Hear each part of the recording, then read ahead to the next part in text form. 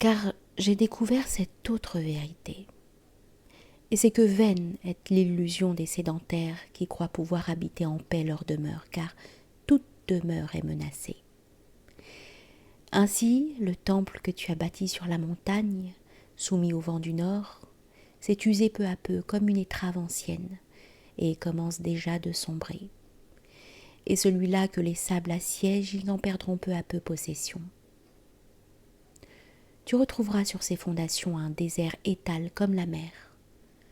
Ainsi, de toute construction et surtout de mon indivisible palais fait de moutons, de chèvres, de demeures et de montagnes, démarche d'abord de mon amour, mais qui, si meurt le roi en qui se résume ce visage, se résoudra de nouveau en montagne, chèvre, se ressoudra de nouveau en montagne, chèvre, demeure et moutons.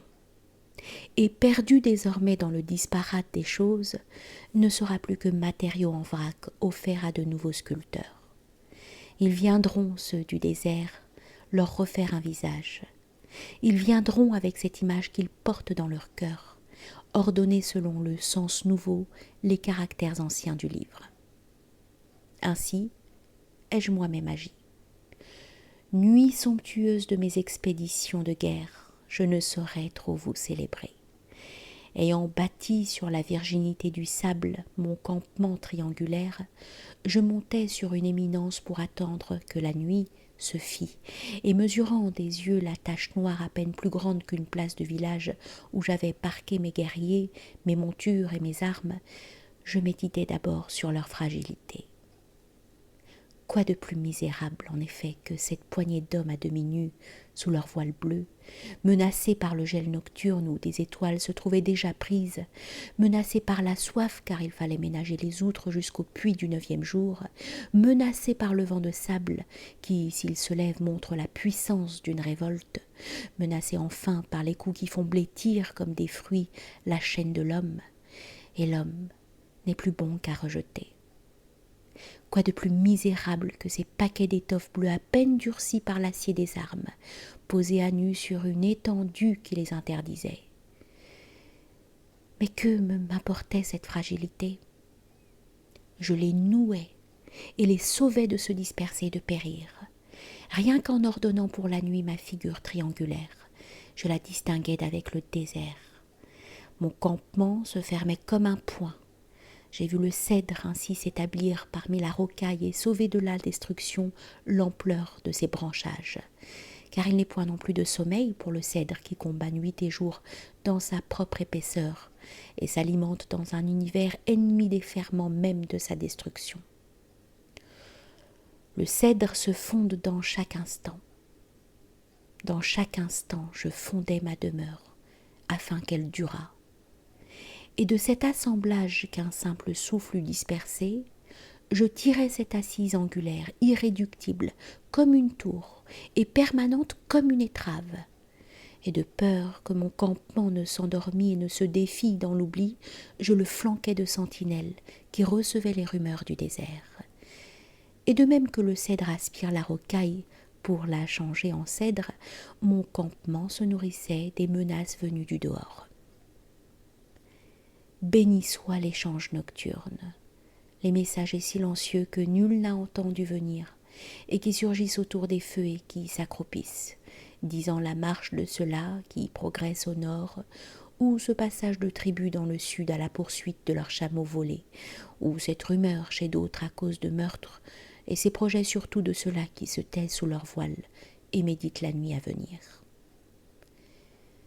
Tu les as écoutés, les messagers qui viennent raconter leur silence. Bénis soient ceux-là qui surgissent autour de nos feux si brusquement, avec des mots si funèbres que les feux aussitôt sont noyés dans le sable, et que les hommes plongent à plat ventre sur leurs fusils, ornant le campement d'une couronne de poudre. Car la nuit, à peine faite, devient source de prodiges. Chaque soir ainsi je considérais mon armée prise dans l'étendue comme un navire, mais permanente, sachant bien que le jour la montrerait intacte et toute remplie comme les coqs par la jubilation du réveil. Alors, tandis que l'on équipe les montures, on entend ces éclats de voix qui sonnent dans le matin frais comme des cuivres. Alors les hommes, comme enivrés par la liqueur du jour naissant, gonflent des poumons neufs et savourent l'âpre plaisir de l'étendue. Je les menais vers l'oasis à conquérir. Quiconque ne comprend pas les hommes eût cherché dans l'oasis même la religion de l'oasis. Mais ceux de l'oasis ignorent leur demeure, et c'est au cœur d'un roseau rongé par le sable qu'il importe de la découvrir. Car je leur enseignais cet amour. Je leur disais, vous trouverez là-bas l'herbe odorante, le chant des fontaines, et des femmes aux longs voiles de couleur qui fuiront effrayées comme un troupeau de biches agiles, mais douces à saisir, faites comme elles sont pour la capture. Je leur disais, elles croient vous haïr, et pour vous repousser useront des dents et des ongles, mais il vous suffira pour les dompter de votre poing noué dans les boucles bleues de leur chevelure. Je leur disais, il vous suffira d'exercer votre force dans sa douceur pour les retenir immobiles. Elles fermeront encore les yeux pour vous ignorer, mais votre silence pèsera sur elles comme l'ombre d'un aigle. Alors enfin, elles ouvriront leurs yeux sur vous et vous les remplirez de larmes. Vous aurez été leur immensité. Comment vous oublieraient-elles ? Et je leur disais pour conclure et les enivrer vers ce paradis, vous connaîtrez donc là-bas des palmerets, des oiseaux de toutes couleurs. L'oasis se rendra à vous parce que vous portez dans le cœur de la religion de l'oasis, alors que ceux que vous enchâssez n'en sont plus dignes.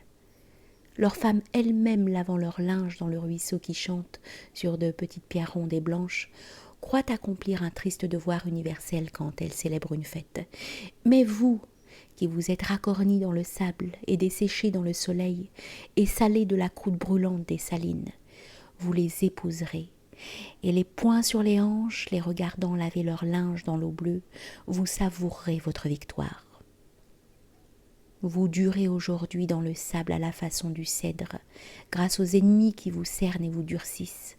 Vous durerez l'ayant conquise dans l'oasis, si l'oasis pour vous n'est point l'abri où l'on s'enferme et où l'on oublie, mais une victoire permanente sur le désert.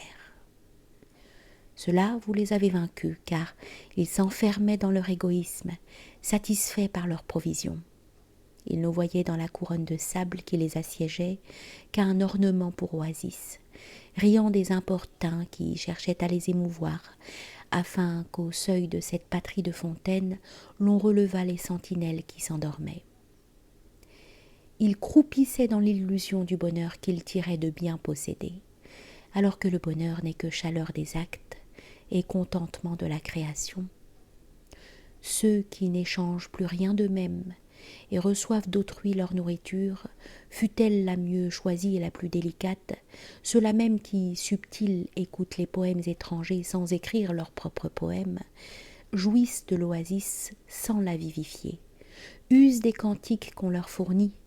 Ceux-là s'attachent d'eux-mêmes à leur râtelier dans les tables, et réduits au rôle de bétail, sont prêts pour l'esclavage. Je leur ai dit, l'oasis une fois conquise, rien d'essentiel n'a changé pour vous.